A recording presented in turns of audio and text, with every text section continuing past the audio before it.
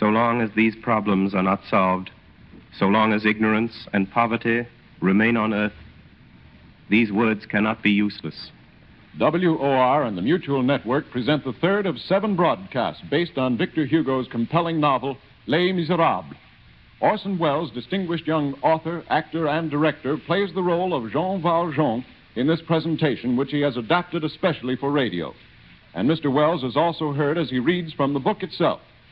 Each episode pictures a development in the progress of Valjean, and last week introduced Fantine and Javert.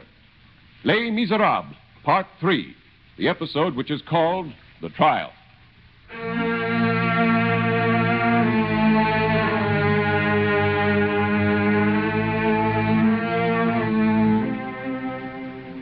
I gave you the candlesticks that you stole from me. I have purchased your soul.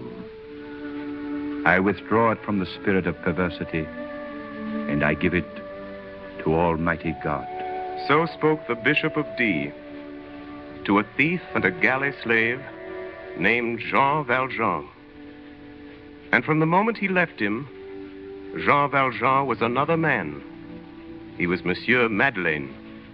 In time, he was the mayor of Montreux. He had sold the bishop's silver, keeping only the candlesticks. And with this money, he made more.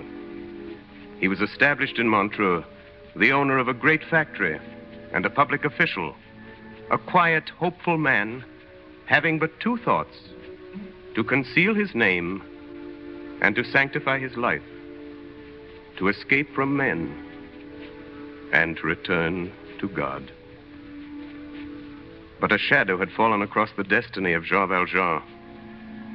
The shadow of a man in a flat hat and a long coat, a man carrying a stick. Javert.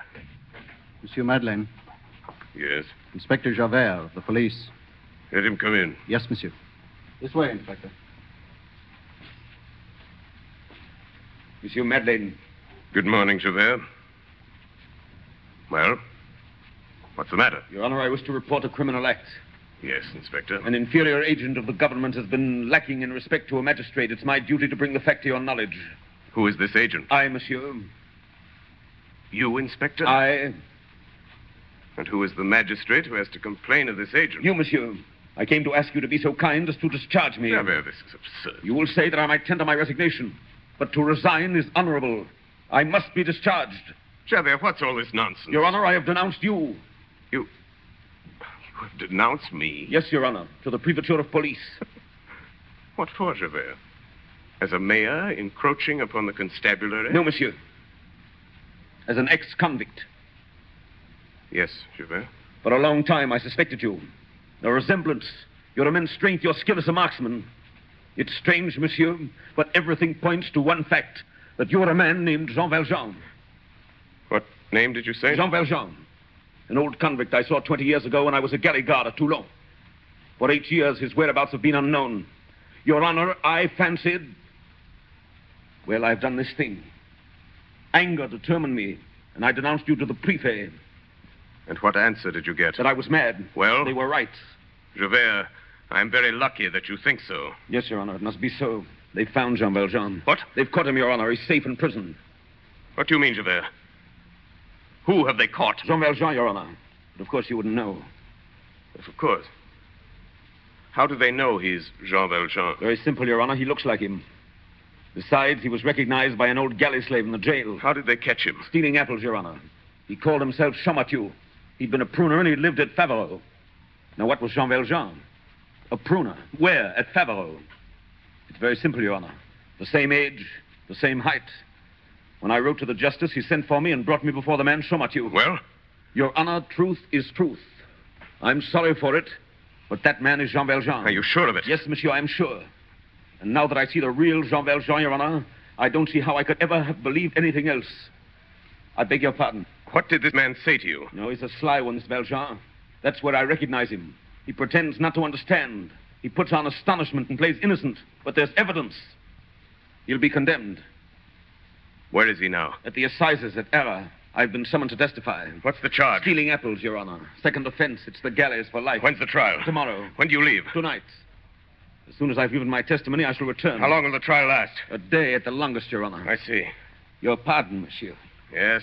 I must be discharged. Javert, you're a man of honor. You may keep your place.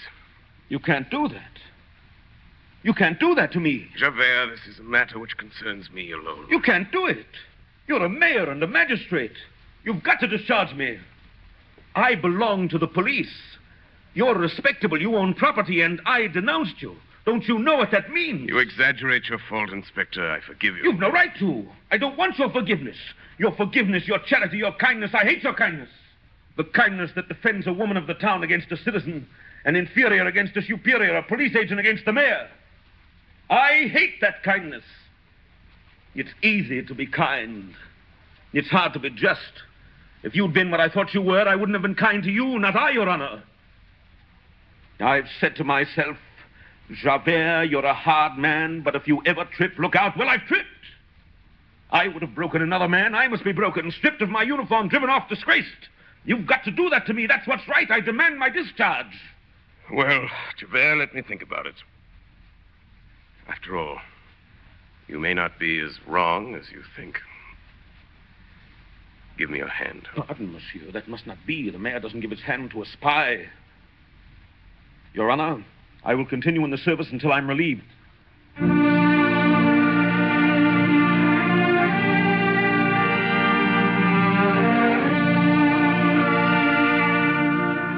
Now, Jean Valjean, called Madeleine, had forgotten a promise.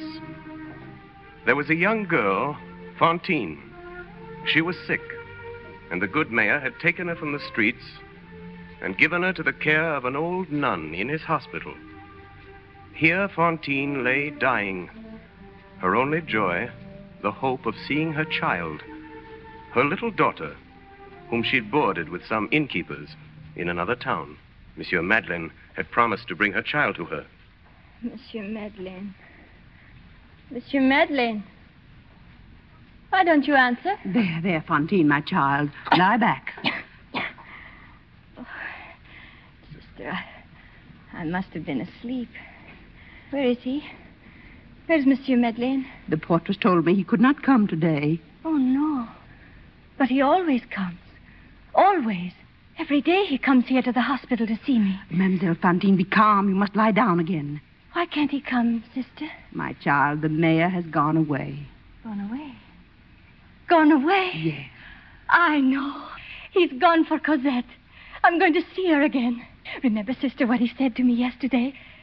Very, very soon, he said. Yes, my child. Oh, I'm so happy. Why, I feel all well. No pain at all. I'm going to see my child again. Yes, but you mustn't talk anymore. It's been 5 years since I've seen her. I had to leave her with the innkeepers on the road when she was little. That was all I could do, sister. Because people talk, and I needed a job to support us. Then there was no work, and I had to do anything to pay for her board. I know. That's how I got in my trouble.